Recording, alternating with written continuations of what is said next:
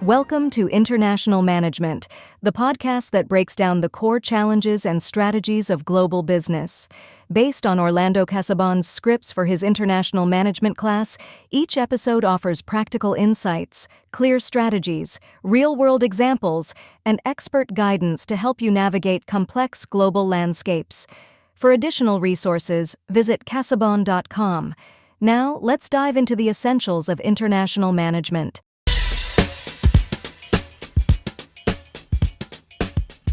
All right, let's get this deep dive started. Today, we're going to tackle international business control. Ooh, that's a big one. Yeah, it really is. It's all about how companies, keep things running smoothly, even when they're all over the globe. Right. Juggling different countries, cultures, laws. It's a lot. Exactly. Have you ever thought about how they even manage to stay on course with all those moving parts? All the time. It's mind-boggling. So where do we even start with something this massive? Well, I think a good place to start is with understanding that there are, these 3 levels of control. It's like a layer cake of oversight. A layer cake. I like that. So what's the bottom layer? That would be strategic control, the big picture stuff. The grand strategy, the overall game plan. Exactly. Imagine the CEO is a chess grandmaster. I see it. Making strategic moves. Yeah, like deciding to enter new markets or launch new products, things like that. Right, those huge decisions that steer the entire company. Okay, so that's the big picture, but how does that actually translate into decisions, on the ground? Well, that's where the middle layer comes in. Organizational control. Okay. So this is about how the company structures itself. It's the blueprint of the global empire. I like that. So are they dividing things up by region or function? Right. Do you centralize things at headquarters or give more power to regional offices?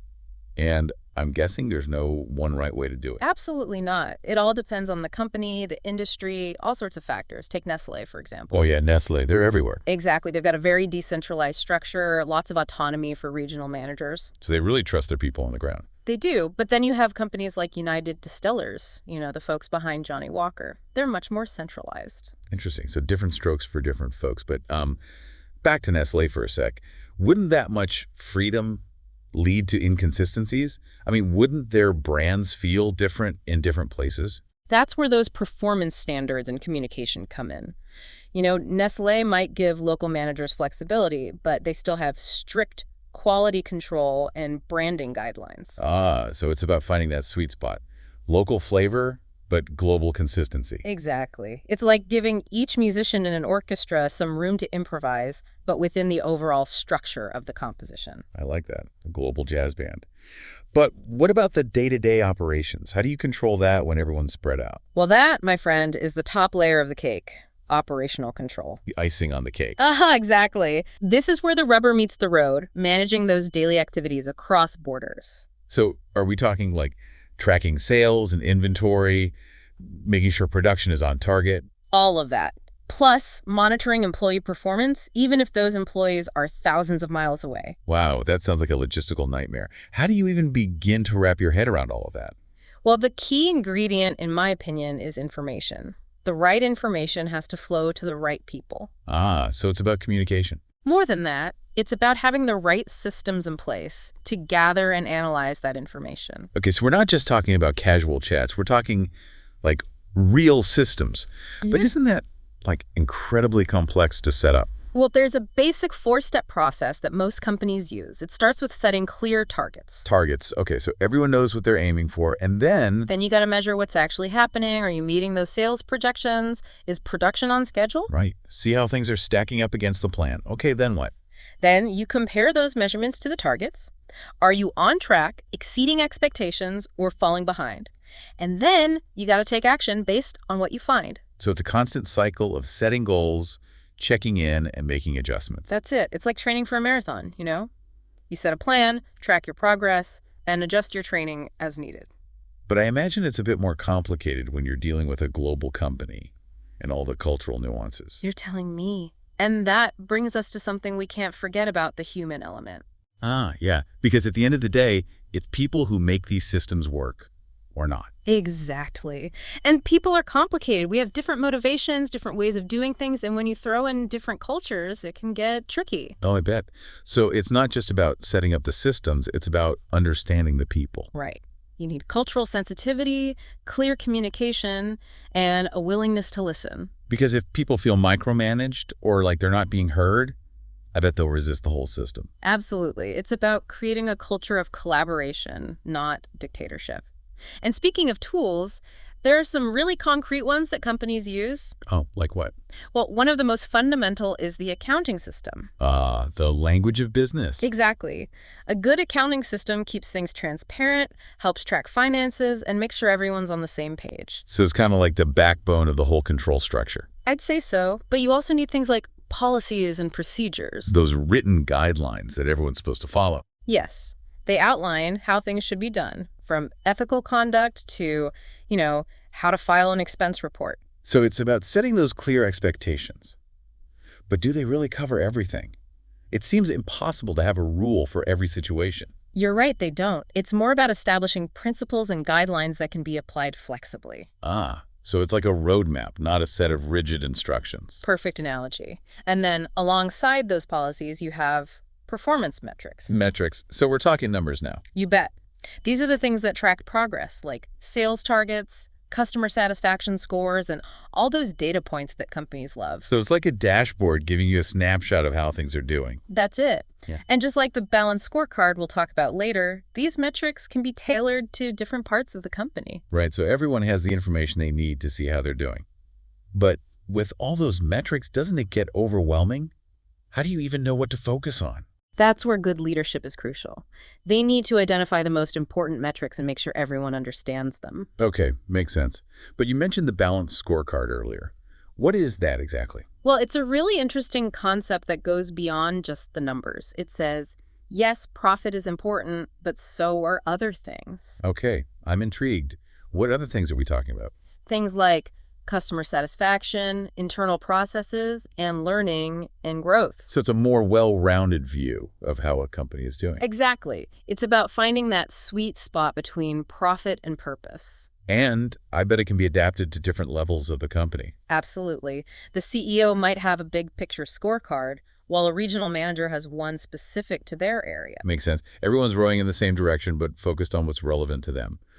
This is all really fascinating, but I have to ask, why does all this even matter? Why should we care how companies control things internationally? That's a great question. And it matters because, well, these mechanisms have a ripple effect. They influence everything, from the products we buy to the global economy. Wow, I hadn't thought about it like that. So understanding this stuff can make us more informed consumers, employees, even citizens. Absolutely. We're all part of this global system, and the more we understand it, the better choices we can make. This is giving me a lot to think about. So where do we go from here? Well, now that we have a good grasp on the framework, I think it's time to dive into some real-world examples. Oh, I love a good case study. Let's see how this all plays out in the real world. You got it. We'll look at some companies that are doing things right, some that have struggled, and maybe even some that are totally shaking up the game. All right, I'm ready to dive in.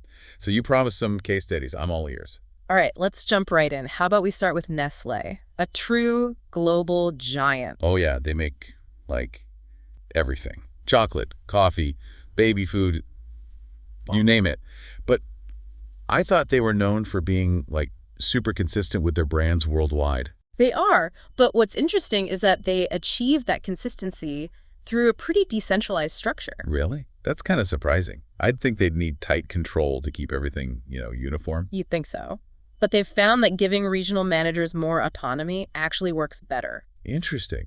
So are they like tailoring their products to different markets? Yeah. It's called a multi-domestic strategy. They adapt their products, their marketing, even their pricing to fit the local tastes. So instead of trying to fit a square peg in a round hole, they're like, making the peg fit the hole. Smart. But doesn't that create a risk of like brand dilution? I mean, wouldn't a Kit Kat in Japan taste totally different from one in, say, Brazil? It could, but that's where those performance standards and communication channels we talked about come in. Right, the guidelines. Exactly. They might give local managers flexibility, but there are still those core quality and branding rules that everyone has to follow. So it's all about balance. Global consistency, with a touch of local flavor. Exactly, like a jazz band, Each musician can riff and improvise, but the melody stays recognizable. Love that analogy. But let's switch gears a bit. What about a company that's, well, maybe a little more rigid in its approach? Okay, I think I know where you're going with this. How about United Distillers, now part of Diageo? Oh, yeah, the folks behind Johnny Walker, Smirnoff, all those big liquor brands. Yep.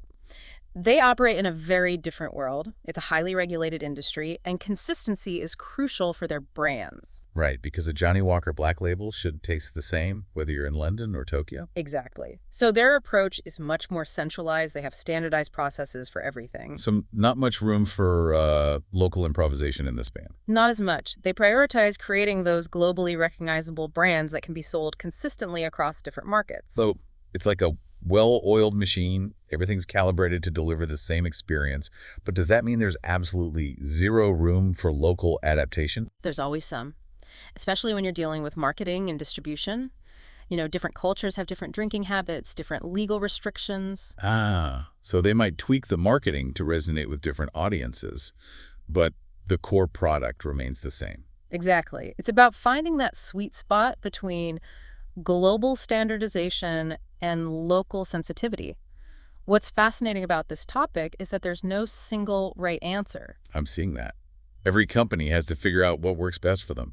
But are there any companies, really pushing the boundaries, doing things totally differently? Oh, absolutely. One that comes to mind is W.L. Gore and Associates, the makers of Gore-Tex. Gore-Tex, the stuff that keeps you dry. The one and only. Their organizational structure is, well, unique, to say the least. Okay, spill the beans. What's so unique about them? They're all about self-management. No traditional bosses, no hierarchy, just teams forming organically. Wait, what? No bosses? How does anything get done? It's all about their culture.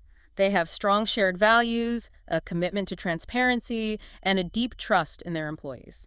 Sounds kind of utopian. But how do they make sure everyone's working towards the same goals? Their control mechanisms are embedded in their culture. Everyone had access to information about the company's performance. They're encouraged to challenge ideas and hold each other accountable. So instead of control coming from the top down, it's more like distributed throughout the whole organization. You got it. It's a system based on intrinsic motivation and shared responsibility. And it seems to be working for them. It's like a self-regulating ecosystem. Pretty cool. I'm sensing a theme here. The best control systems are the ones that fit the company's culture. Right. It's not about forcing a one-size-fits-all approach. It's about finding what works for your people, your industry, your goals. But, the world is changing fast. What about the future of control? Yeah, good point. What happens when you throw things like AI and automation into the mix? Well, one thing's for sure.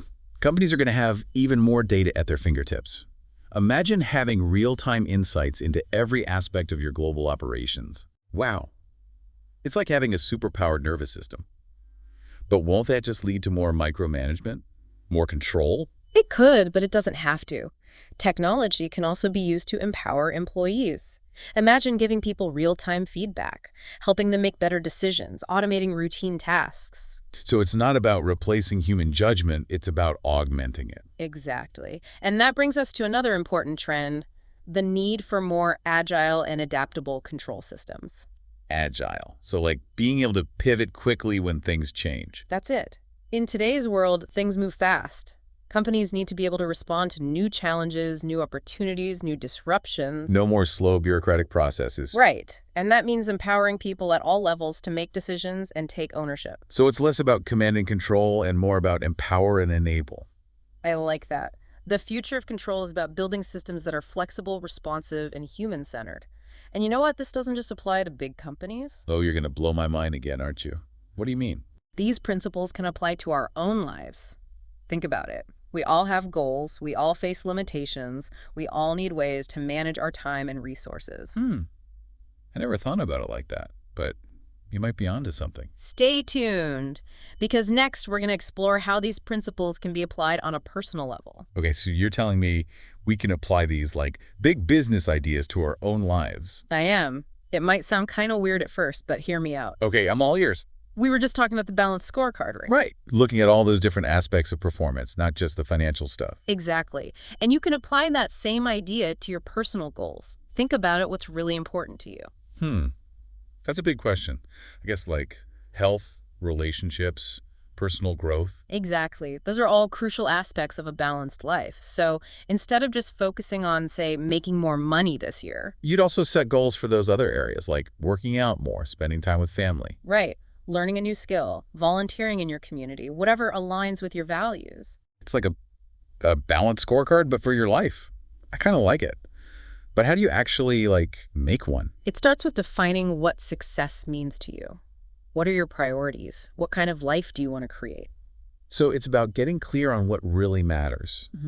And then what? Then you break those big aspirations down into specific, measurable goals. Okay, so under the health category. You might have goals like exercising 3 times a week, eating more veggies, getting enough sleep. So things I can actually track and measure. That makes it feel more, real. Exactly. And just like companies use KPIs, you can use those metrics to monitor your progress. A fitness tracker, a food journal, even just a calendar to mark off quality time with loved ones. It's like turning my life into a big data project, but in a good way. That's it. Using data to understand your own behavior and make better choices. Makes sense. But this is all starting to feel a little, I don't know, lonely. Oh, good point. We can't forget the human element. Right. Companies need to communicate clearly with their employees, but we also need to talk to our, loved ones. Tell them about your goals, get their support. It's like having a personal board of directors cheering you on. I love that. And companies need to adapt, right? So I guess our personal balance scorecard should be flexible too. Absolutely. Life throws curveballs, priorities change. It's okay to adjust your goals as you go. The key is to stay flexible. I'm getting it. But this still feels a little controlling, I'm trying to micromanage every aspect of my life. I hear that, but that's not the point. Control isn't about restriction, it's about empowerment. It's about creating a system that helps you live a more fulfilling life. So it's not about obsessing over numbers, it's about using them as a tool to reach my goals. You got it. And remember, you're the CEO of your own life. Okay, I can get behind that.